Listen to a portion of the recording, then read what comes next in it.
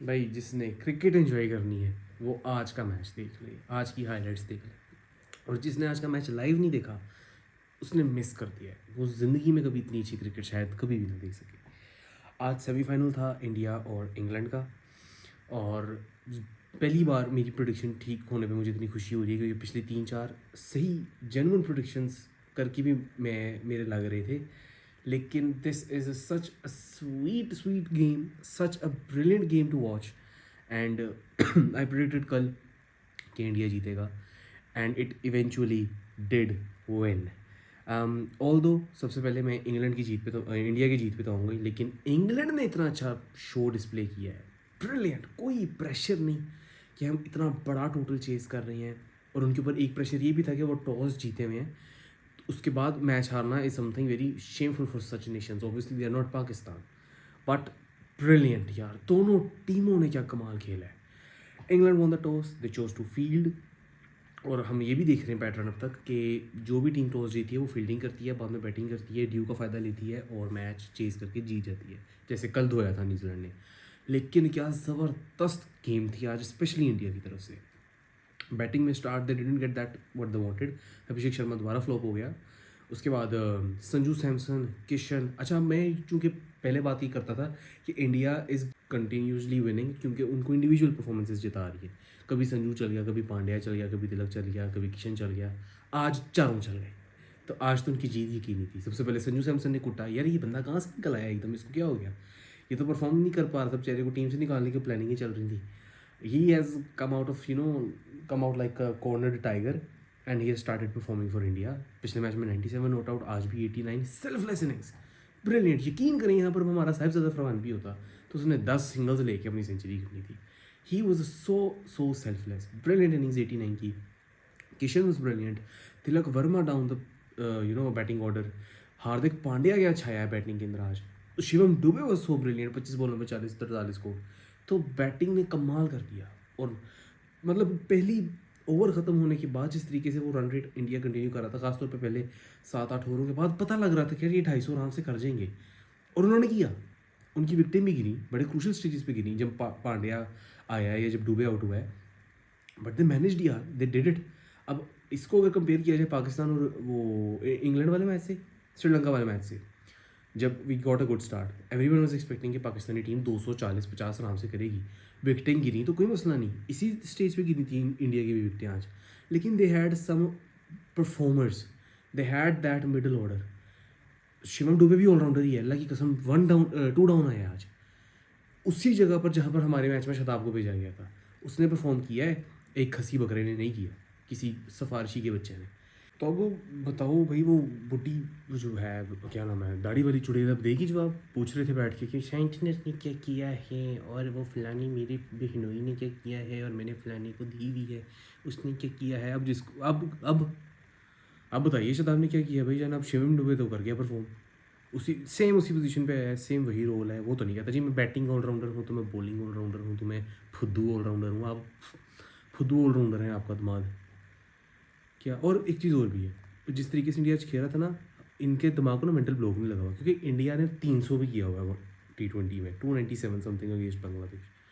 They don't have that mental blockage कि यार हो नहीं सकता। हमारी टीम का 200 इज़ मेंटल ब्लॉकेज कि 202, 205, 207, वो हो इतना स्कोर कर दिया, ये हमारी टीम की हालत हो जाती है। तो वो 170-80 को समझते decent, very good. 160 is okay, and 200 and 205, 206, 203, this is very good. 212 भी उस दिन करके पता नहीं कितने खुश जफियाँ लुटियाँ डाल रहे होंगे, हमने क्या ही कर दिया। ये वो है ही नहीं कि 240-50 वाला करे। तो this is the difference, class and गंदी नाली की पर्चियाँ। And then India posted a total of 253 massive. देख ही लग रहा था कि इंग्लैंड का कोलैप्स यकीनी है, और वही हुआ। दूसरे ओवर में फिल सॉल्ट आउट हो गया, वो कुछ भी नहीं कर पाया। लेकिन उसके बाद वो जब उन्होंने ओवर दिया ना उसको, दूसरी विकेट भी जल्दी गिर गई बाय द वे, मुझे याद नहीं कौन आउट हुआ, जो भी हुआ था उनमें से। ब्रूक आउट हो गया। अब आगे क्रीज पे बेथल एंड बटलर, वरुण चक्रवर्ती को उन्होंने पकड़ कर कुट दिया, 3 बॉलों पे 3 छक्के। अभी आया ही है बच्चा। और फिर उसके बाद वही हुआ जो हमारे साथ बाबर आजम करते हैं, उधर आज बटलर आजम ने कर दिया। Buttler Azam got out at the most crucial stage where he could have batted little longer, और वो शायद इंग्लैंड की तारीख के लिए आज बेहतरीन इनिंग्स खेल रहा था अपने एक्सपीरियंस को यूज़ करते हुए ऑब्वियसली। लेकिन Buttler has become Buttler Azam and he failed yet another time. And I think ना अब उसकी रिटायरमेंट ही आएगी, इसके अलावा तो कोई और ऑप्शन उसके साथ उसने छोड़ा नहीं टीम को। बाकी ना सिर्फ इंडिया वालों ने अच्छी बैटिंग की, इंग्लैंड वालों की बॉलिंग भी बहुत घटिया थी। आर्चर आज ब्रेनलेस बॉलिंग करा रहा था, कोई देख नहीं रहा कि मैं किस जगह पर करा रहा हूँ, किस बैट्समैन को कहाँ करा रहा हूँ। लेफ्ट हैंडर को राउंड द विकेट आके मैं टांगों में बॉले करा रहा हूँ तो वो छक्के ही मारेंगे। किशन ने भी पेल दिया, उसने पांड्या ने भी पेल दिया, शिवम दुबे ने जिस तरह से उसको कुटा है आज, he gave away 61 run in 4 overs यार। वो उनका प्रीमियम फास्ट बॉलर बन गया, नेवर माइंड। और आज वही था, I think major factor Archer था, क्योंकि वो परफॉर्म नहीं कर सका with the ball, absolutely ridiculous shit bowling.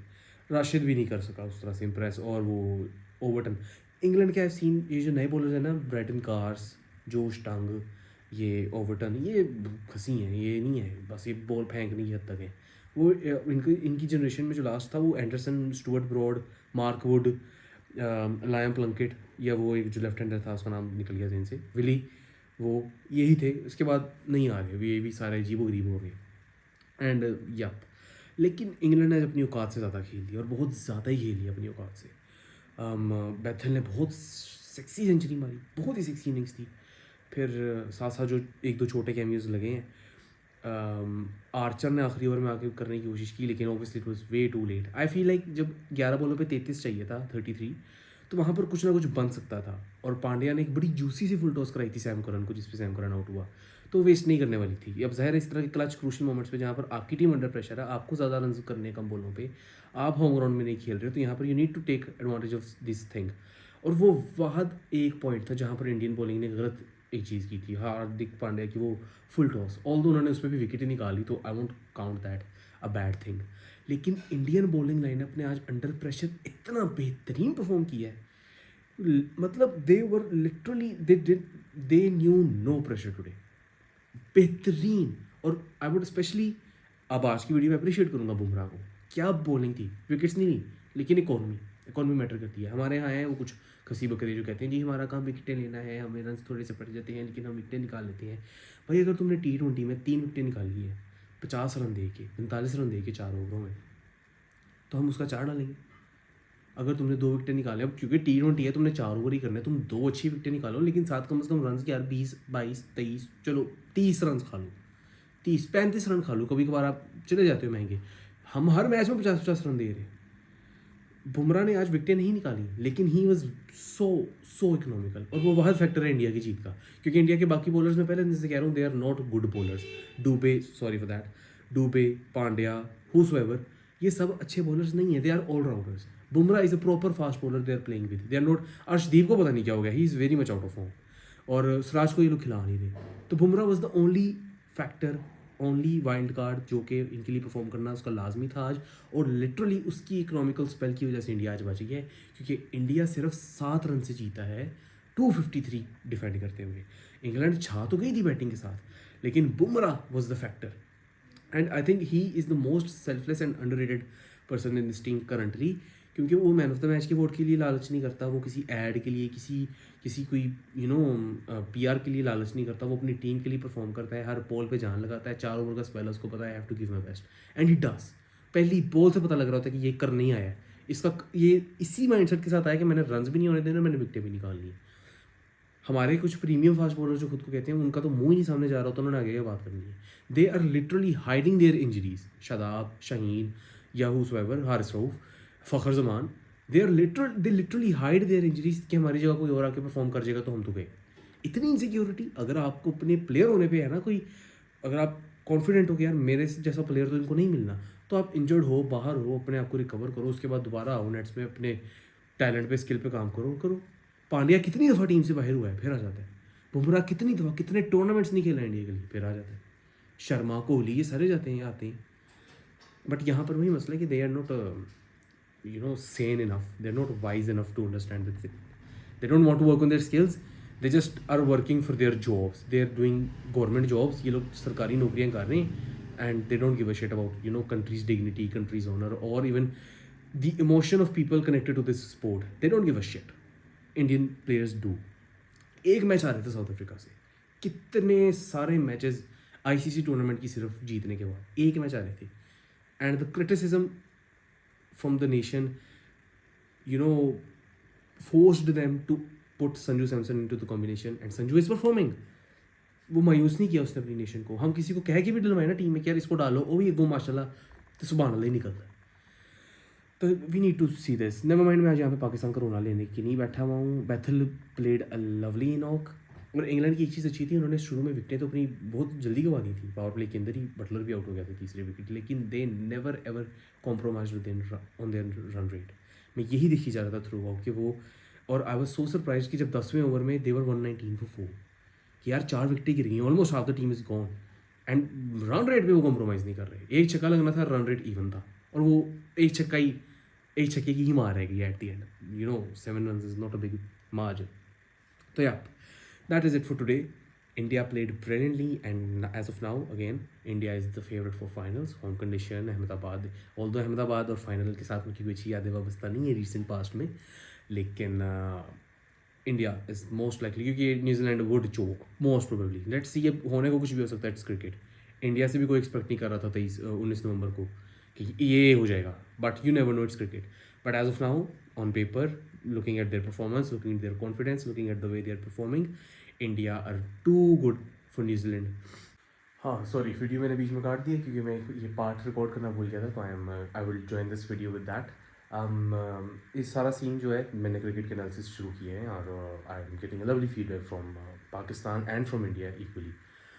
But इसके अलावा भी I have been working on some other project apart from this. अभी ज़ाहिर आगे PSL भी आएगा, IPL भी आएगा, और भी टूर्नामेंट्स आएंगे.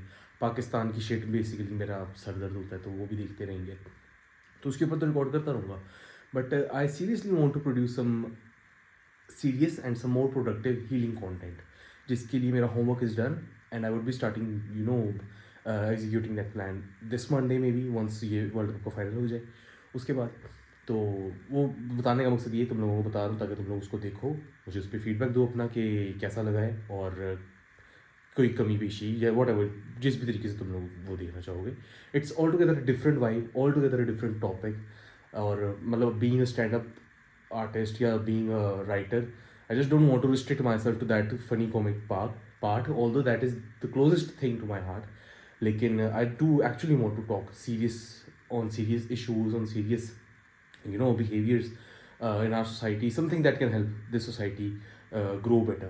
तो बाकी फाइनल के लिए तुम लोगों की क्या प्रेडिक्शंस है, let me know in the comments. अपने इस वीडियो के बारे में जो भी फीडबैक है वो भी बता देना. अपना ख्याल रखो. अल्लाह हाफ़िज़.